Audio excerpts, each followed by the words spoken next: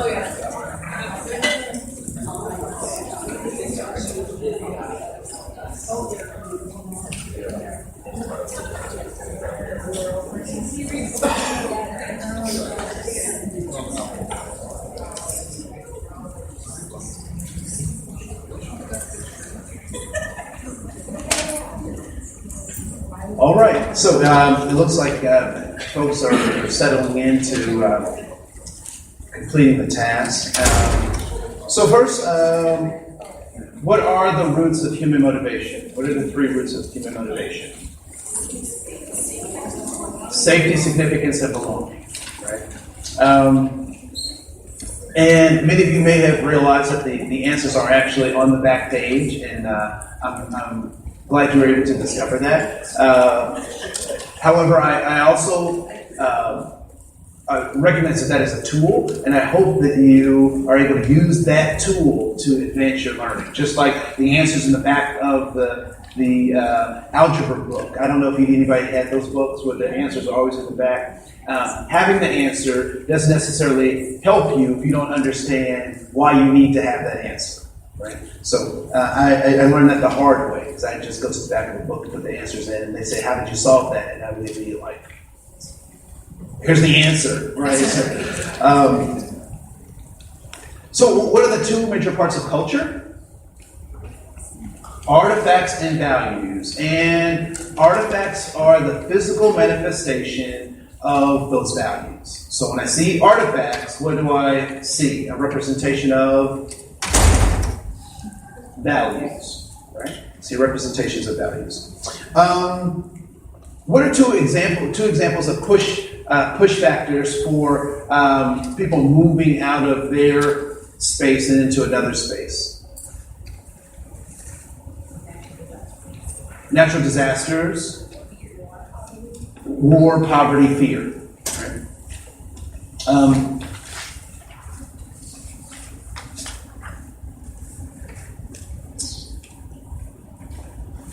So how do you give someone dignity and honor in being human?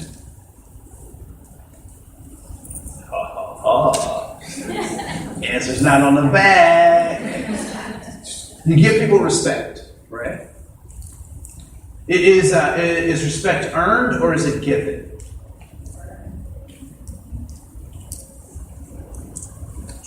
I would submit to you that it's given. And that respect, true respect, is given in the face of disrespect. In the face of disrespect.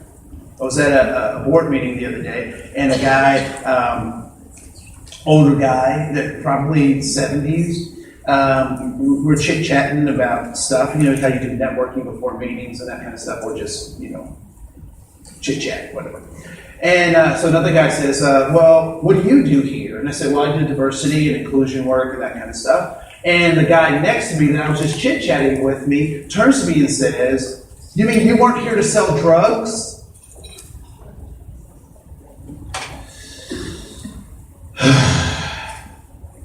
I dress like this every day. I'm at a board meeting, for crying out loud. We're on the same board, and he says that crap. But how do I respond to him? Respectfully. I respond respectfully. And I said, we're going to have a conversation later, but I got your joke.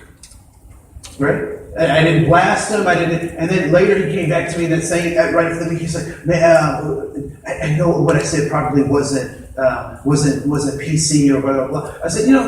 We'll talk about it later. And don't worry about being PC because I'm not about that thing. Ultimately, what I need to do is build a better relationship with this man so he doesn't say that to other people, right? But no, you got to give that respect in the face of not giving it. Because anybody can give respect to people who are being respectful to them. It takes a special kind of person to do it in the face of that. Now, what I'm not saying is take abuse. I'm not, and what I do and what you do is different because we're called to different things. We're in different scenarios. So I want you to think about how can you be respectful in the face of disrespect? Because it changes the atmosphere you're in. It literally changes the atmosphere you're in. Because someone sees you being respectful in the face of disrespect, and what do they say? I can't believe that they talk to you like that. How did you do that? Here's a chance to build an ally. I did it because I know that they're frustrated. They have some blah, blah, blah, blah. They may have had a bad day. I can write that off. Well, how did you come to be able to look at that situation that way? Now we're able to build other people who have the opportunity to think like and behave like you. Right? Knows when values are not connected to artifacts become what? Stereotypes. So if I don't understand what what the hijab is or the head wrap is, or I don't understand why in my and it's funny, our church was a Lutheran church, and one of the kids was asking. We have stained glass windows, all in beautiful stained glass windows, and one of the kids asked, "Why are those crosses yellow and blue in a Lutheran church, a former Lutheran church?" Anybody know? Because that's the Swedish flag. Right? So the crosses in the stained glass window are Swedish flag. But if I don't understand that, then I just think that Lutheran is just like yellow and blue. If I don't recognize that was a part of the Swedish flag, right? So we have to recognize that artifacts are connected to values. And migration is simply what? Movement from one place to another, right? So have people always migrated? Yes, right? Some of you are waiting until January to migrate to your other home in Florida. Right? That's when all the so snowbirds here. No, okay. Some of you have snowbird friends and loved ones. No. You know what a snowbird is, right? Yeah. Okay, cool. All right, some of you are looking at me like, huh? So who is America's daughter country? Who's our daughter country? America had a baby. Liberia. Liberia is our daughter country. It's in the name. What does Liberia sound like? Liberty, right? The capital city for Liberia is Monrovia. Named after who? President James Monroe. So he sent African slaves back to Africa, which is so funny when people say, "Go back to Africa." We already tried that. It didn't work. Right? We had civil war in Africa just like we had in America. Anyway, right? So Liberia is our daughter country. So when they got in trouble, where did they turn? When you get in trouble or something happens, who do you call? Mom, help me! Right. Oh, I just want to talk. I'll never forget my mother said to me one time, so I had some creditors. I mean, in college, when I was in college, they just gave away credit cards. Like, you didn't have to have anything, you just gave them. So I had like 18 credit cards. I had a flight card, I had a gas card, I had 3 stores that are now, closed. I had their credit card. I was the flyest dude on campus, ran on everything. It was just, if a match had lit me, I was in trouble, right? And we sagged but differently because our waist was here, but the crotch was here, And so, anybody know? Okay. So at any rate, so Liberia is a daughter country. Segregation is the lawful or unlawful process of keeping people out, keeping people separated, right? We know that. And what was America's participation in the secret war? And when we talk about the secret war, what are we talking about, or what should we be thinking about when we talk about the secret war? Vietnam experience with Cambodia and Laos. So when the Vietnam War went into Cambodia and Laos, we could not have. To declare war, what has to happen? Who declares war? Congress does, right? And if they don't declare war, what do we have? Conflicts. We have conflicts. And so during Vietnam, they could not go into Cambodia and Laos. And so what they said to those people there, they said, some of you, we know some of you don't agree with that stuff, so if you can help us out, hook us up. Right? Fight this war for us. Go ask mom and dad for some cookies. Anybody ever do that to your brothers and sisters? Or have that done to you? Right? So go fight for me. Go ask for me. And your reward will be, you can come to this great nation. And so the secret war is important to understand why the Hmong are in Minnesota so heavy and so thick. The push and pull factors in for Somalis being in this part of the world really stemmed from the civil war that happened in Somalia. Right? And what we know is that part of that civil war was between Christians and Muslims. Like there was, those influences from Ethiopia, from other places, really stirred up the pot. That created this civil war, right? And the sectarian violence. Sectarian violence being synonymous with sectors of the population, right? And when we've lost our artifacts, we lose our culture. Right? So that's why 3rd, 4th generation folks are trying to make lefse as opposed to just going and buying it at the store, right? Why 4th and 5th generations are trying to learn Spanish because their generations before did.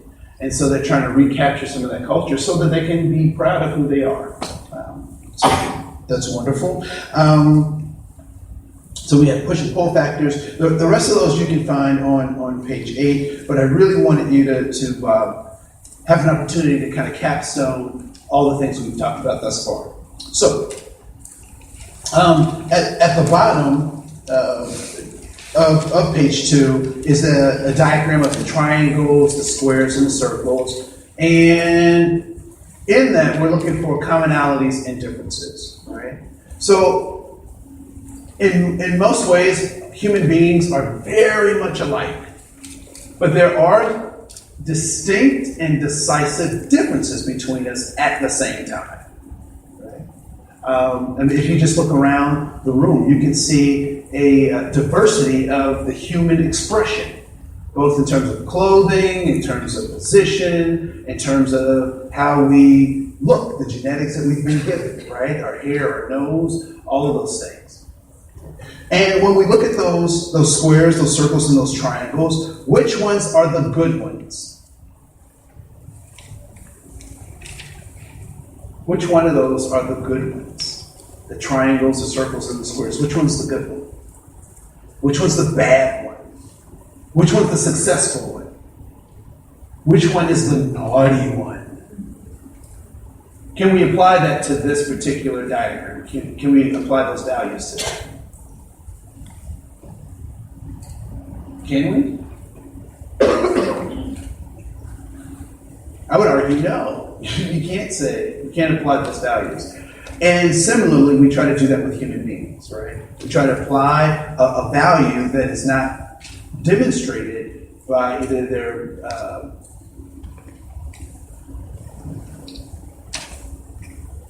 existence, right?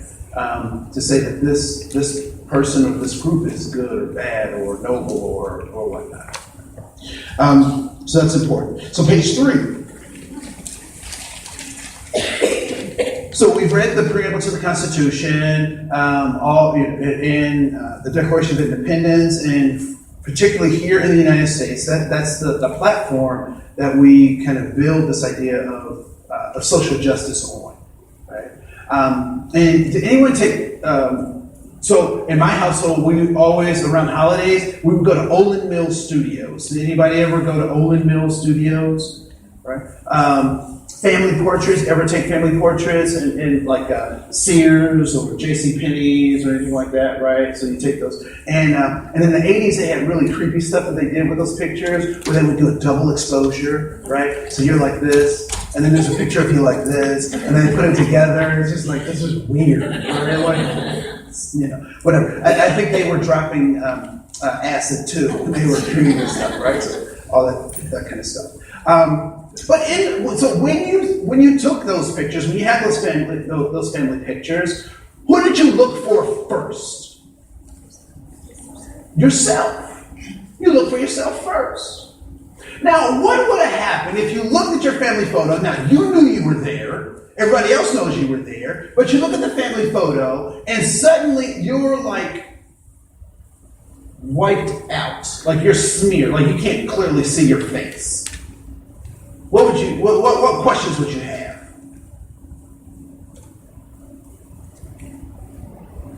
What questions would you have? Say, yeah. Why is my face smudged out? Everybody else is very clear, but why is my face smudged out? Now, if that kept happening over a series of five photographs or 5 years, then what might your question be?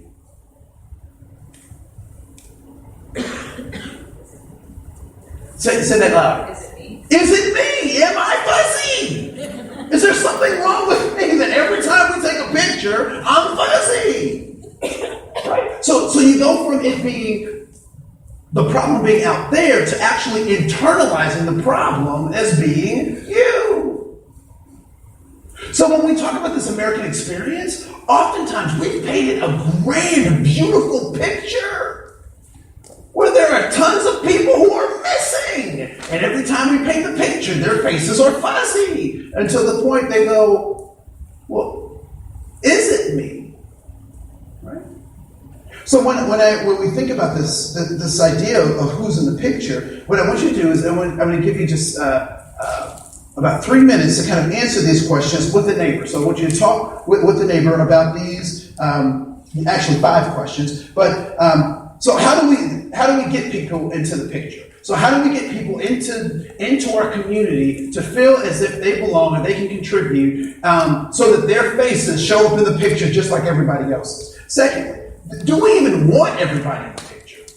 I mean, is that an important question to ask? Because if you're not my favorite child, I might not really care if your face is fuzzy or not, right? And then why or not? And then for those people who are not in the pictures, what might their absence in our community? If we even look around this room, it's very clear that there may be some ways that we don't necessarily reflect the community that we serve. So what message might that send to those individuals? And then what might their absence even in our body suggest about our processes, about what we're doing or not doing?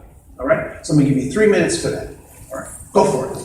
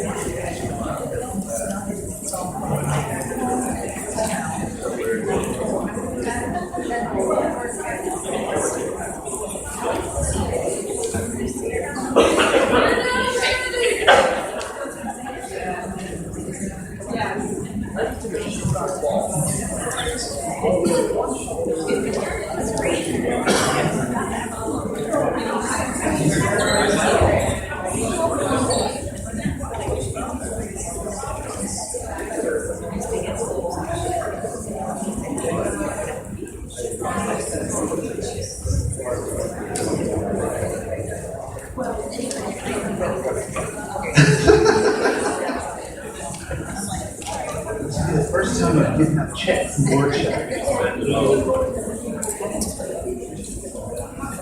4, 3, 2, 1. So what were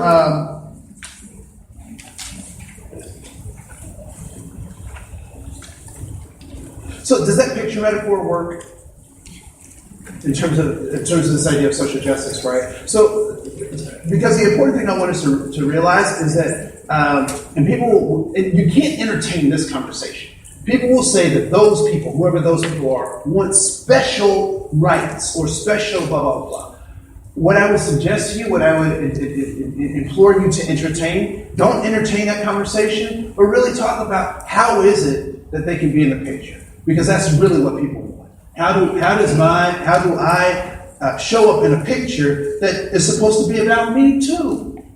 Right? And so if I'm not able to get work, or if I'm not able to do engage with folks in a meaningful way, does that make my existence in the picture more clear or foggy? Right? So how do we get people into this picture, into this picture? What were some of the things you talked about? Invite them. Okay. So invite them. So how do we do that? How do we invite folks? Okay, so we can ask them to participate. Send an invite. What else? We have to learn about them. Start a conversation. Schedule a picture when it's convenient. Schedule a picture when it's convenient. Convenient for who? For the most people. And we end up with something that looks like this. For the most people.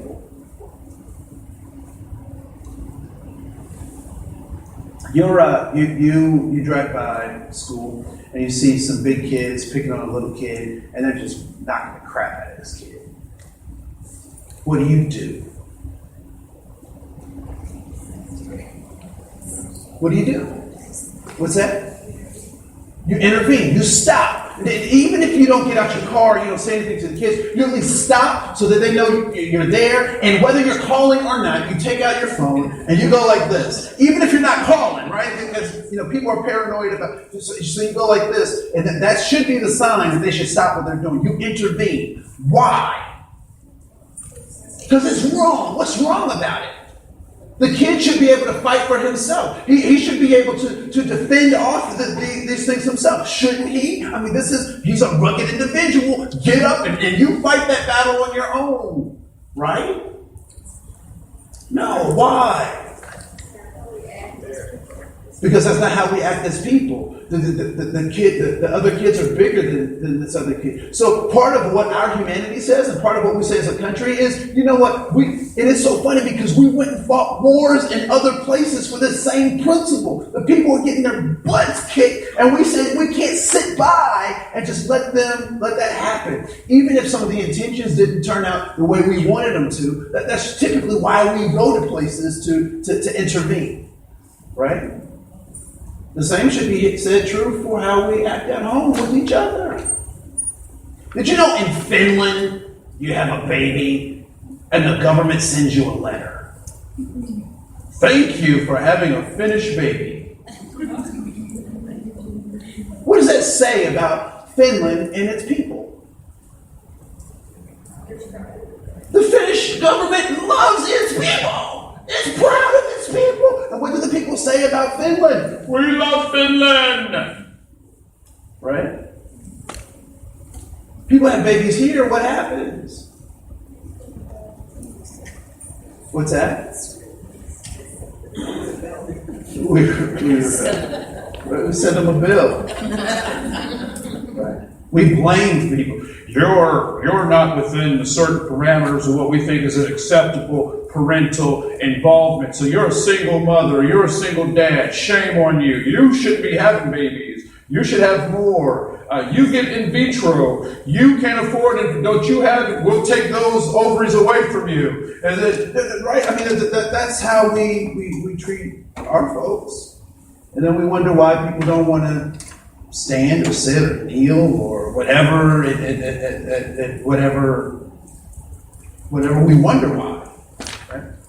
So, and the real question is, and I'm ready first to answer that, do we really want everybody in the picture? And I would often say that, as my grandmother would say, baby, the proof is in the pudding. The proof is in the pudding. She said it just like that too, baby, right? So I need us to think about that question and then ask why or why not should people be in this so-called picture. And then what might their absence suggest to them? The fact that they can't see or don't see images of themselves in different places, what might they mean for them? So let's flip over to page 4.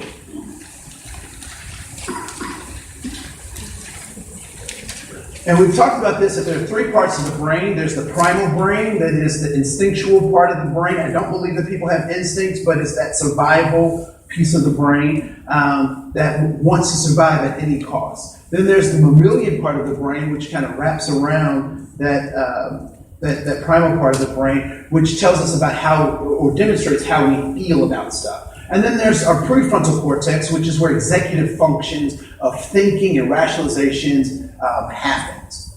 We recognize that sometimes our primal brain will hijack our prefrontal cortex, which means we're not full of mind. We're not in our right mind, so to speak. Right? And that fear typically is the trigger for that. And so, why is it important for us to recognize the brain's, and there should be apostrophe S, I apologize, the brain's narrow focus. So why does the brain oftentimes have a narrow focus? It goes back to my intro. Because we're human. It has a narrow focus because we're human. Right? So our experience can only go so far. There are only so many things that we can wrap our minds around, and so many things we can experience, right, in one lifetime. So how do we overcome fear that may have become brain-based? You will oftentimes hear people talk about, well, I've been doing this for so long, I can't change. Has anyone heard someone say that about any behavior? Right? Fear's the same way. So how does one get over this kind of brain-based, locked-in neural network?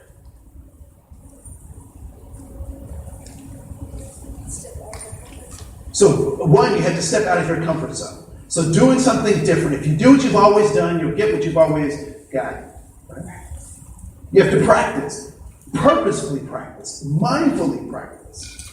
Right? So there's this new machine at the thing. It's some kind of elliptical thing. It's like a step thing, but it goes like the feet go like this. So It's the most uncomfortable, goofiest thing ever, but it's supposed to be really healthy for me. I see other people get on it. This one guy got on. He jumped on. He was like, "Well, whack, whack, whack, whack, whack, whack," and I'm like, "Oh, I want to get like that some point at this machine, but I'm not there. I have to be very mindful." Now, left, right. So until it becomes habit, it has to be a part of my routine. So every time I go there, I have to focus on that. And then ultimately, how do we change our minds? We don't change our minds. People change their minds when everything that they're directed towards is encouraging the behavior that they are exhibiting. On page 5 is how to act with purpose, right? So one of the things that we have to learn how to do is to interrupt. Speak up against hateful remarks every time in the moment without exception. An interruption does not mean telling people off, but it does mean pausing folks to think. I didn't tell that guy that what he said to me was inappropriate. He came back to me and said, what I said to you was inappropriate. And if other people heard that, that would be embarrassing for both of us. I'm like, I'm fine. I've already been embarrassed. But I didn't tell him off. I interrupted what he was saying. Ask simple questions. Educate yourself to explain why a term or phrase is offensive. Encourage persons to choose a different expression. Somebody chewed me down. Is that a problem? Is that problematic? Right? Yeah. I got gypped. Is that problematic? Yeah, it is problematic. Who is gypped referring to? Gypsies. And gypsies were the Palestinians of the Arab world. They were the Jews of Europe. They were the undesirable people. So when you have been gypped, you're saying you're treating me like an undesirable person, right? Indian giver, who does that refer to? Who does that refer to? White people. It does not refer to Indians. Indian giver, meaning to give and then what? Take back. The Indians didn't give stuff and take it back because they didn't have much to take back once they were given it, right? So Indian giver and all that kind of stuff. Right. Now, I will say this, and I don't know if we've addressed this, but there's a difference between Chief Wahoo. Anybody familiar with Chief Wahoo? And the Blackhawks. What's the difference between Chief Wahoo and Blackhawks? Chief Wahoo is what? Offensive. Why?